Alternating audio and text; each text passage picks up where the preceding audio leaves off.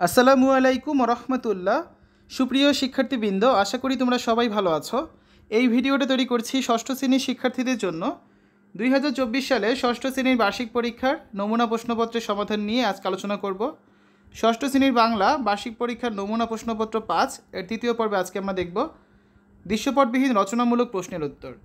শিক্ষার্থীরা, আমরা এই নমুনা প্রশ্নপত্র তৈরি করেছি তোমাদের বাংলা বইয়ের ষষ্ঠ অধ্যায় সাহিত্য পড়ি লিখতে শিখি অধ্যায়টি নিয়ে। তোমরা যারা এখনও অন্যান্য বিষয়ের ভিডিওগুলো দেখোনি তারা আমাদের চ্যানেলের প্লেলিস্ট অপশন থেকে ঘুরে আসতে পারো। ষষ্ঠ শ্রেণী বার্ষিক পরীক্ষা 2024 এই প্লেলিস্টে গেলে তোমরা প্রত্যেকটা বিষয়ের নমুনা প্রশ্নপত্র এবং সাজেশনগুলো দেখে নিতে পারবে। দৃশ্যপটবিহীন রচনামূলক প্রশ্নের উত্তর। প্রশ্ন 1, আমি সাগর পাড়ি দিব কবিতায় কবিতার ইচ্ছা কিভাবে পূরণ করতে চেয়েছেন ব্যাখ্যা করো। আমি সাগর পাড়ি দিব কবিতায় কবিতার বাণিজ্য তরী নিয়ে বাণিজ্য অভিযানের ইচ্ছা প্রকাশ করেছেন। এই কবিতায় কবি এক দুঃসাহসী সওদাগর হয়ে সপ্তমধুকর সাগরে ভাসিয়ে দেশান্তরে যেতে চান। সমুদ্রে যাত্রাপথে সমস্ত ভয় বাধা অতিক্রম করে তিনি পৃথিবীর সব দেশে থেকে ধনরত্ন বোঝাই করে দেশে ফিরতে চান। নিজের দেশের অভাব মেটাতে চান অন্য দেশ থেকে সম্পদ আহরণ করে, কারণ কবির দেশমাতা বড় দুঃখী, বড় অভাবী। কবি তাই তার মায়ের অভাব ও দুঃখ ঘোচাতে চান।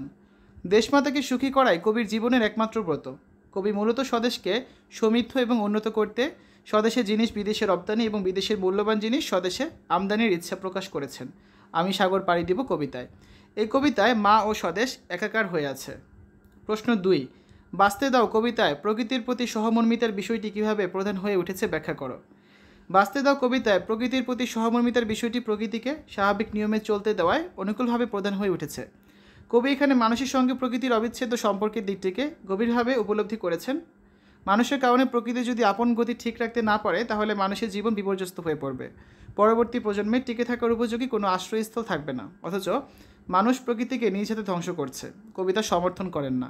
তিনি এই কবিতায় প্রকৃতির ফুল, পাখি, জোনাক পোকার স্বাভাবিক গতি ও বিকাশের প্রতি জোর দিয়েছেন। মূল প্রকৃতি যেন নিজস্বতা না হারায়, যৌবন না হারায়, আর সুস্থ ও স্বাভাবিক পরিবেশের মধ্যে শিশুরা যেন বেড়ে উঠতে পারে। প্রশ্ন 3, আমার বাড়ি কবিতাটির সাথে তোমার জীবনের চারপাশের কোনো মিল খুঁজে পাও কিনা তা নিচে লেখো। আমার বাড়ি কবিতাটির সাথে আমার জীবনের ও চারপাশের মিল রয়েছে। গ্রাম বাংলার চিরায়ত অতিথি পরায়ণতা এই কবিতায় অসাধারণভাবে চিত্রিত হয়েছে। বাস্তব জীবনে আমাদের বাড়িতে অতিথি এলে আমরা আতিথেয়তায় কোনো ত্রুটি রাখি না। ভালো ভালো খাবার পরিবেশন করি, বিশ্রামের সুব্যবস্থা করি এবং অনেক আনন্দ করি। আমাদের প্রতিবেশীদের বাড়িতেও একই দৃশ্য চোখে পড়ে। মূলত আতিথেয়তা, অতিথির সাথে আনন্দ করা, অতিথিকে খুশি করা এসব আবহমান বাঙালি চরিত্রের উল্লেখযোগ্য দিক। এই আতিথেয়তার দিক থেকে আলোচ্য কবিতাটির সাথে আমার জীবন ও চারপাশের মিল খুঁজে পাই। প্রশ্ন 4, আমাদের লোকশিল্প প্রবন্ধ অনুসারে লোকশিল্পের আলোচিত 10টি দিক উল্লেখ করো। আমাদের লোকশিল্প প্রবন্ধ অনুসারে লোকশিল্পের আলোচিত 10টি দিক নিচে দেওয়া হলো।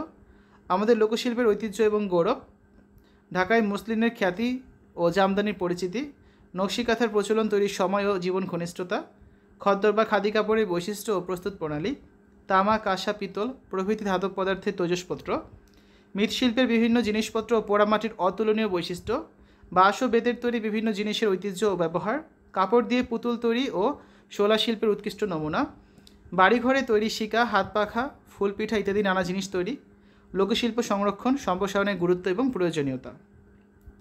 প্রশ্ন 5, লোকশিল্পের সংরক্ষণ গুরুত্বপূর্ণ কেন, তোমার মতামত ব্যক্ত করো। লোকশিল্প বাংলাদেশের এক অমূল্য সম্পদ। লোকশিল্প আমাদের একান্তই নিজস্ব। এই লোকশিল্পগুলো আমাদের দেশের ঐতিহ্য এবং সংস্কৃতিকে প্রতিনিধিত্ব করে। ফলে নিজেদের অস্তিত্ব এবং মৌলিকত্ব বজায় রাখতে চাইলে এই সম্পদ রক্ষা করার জন্য তৎপর হওয়া প্রয়োজন। লোকশিল্পের উৎপাদন, বিপণন ও সংরক্ষণের দিকে মনোযোগ দিলে এবং যত্নবান হলে বিদেশি পণ্যের উপর আমাদের নির্ভরশীলতা কমবে। বিদেশের বাজারে এসব নানা পণ্যের চাহিদা রয়েছে, তাই সুপরিকল্পিত উপায়ে প্রস্তুত করে বাজারজাত করতে পারলে বৈদেশিক মুদ্রা অর্জন করা সম্ভব হবে। শহরতলীয় গ্রামে হাজার হাজার নারী পুরুষ আছে যারা এসব কাজ করতে চায়। সঠিক উদ্যোগের অভাবে তারা করতে পারে না। যথাযথ উদ্যোগ নিলে অনেক পরিবারে কর্মসংস্থানের ব্যবস্থা হবে, ফলে দেশের দারিদ্র্য সমস্যা কিছুটা সমাধান হবে।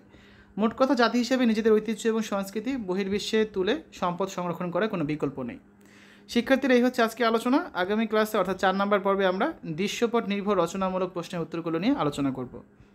এতক্ষণ তোমরা দেখলে ষষ্ঠ শ্রেণীর বাংলা বার্ষিক পরীক্ষার নমুনা প্রশ্নপত্রের সমাধান। আশা করি এই ভিডিওটা তোমাদের কাছে ভালো লেগেছে। শিক্ষার্থীরা, পরবর্তী ভিডিওগুলো দেখার আমন্ত্রণ জানিয়ে আজ এখানে বিদায় নিচ্ছি। আল্লাহ হাফেজ।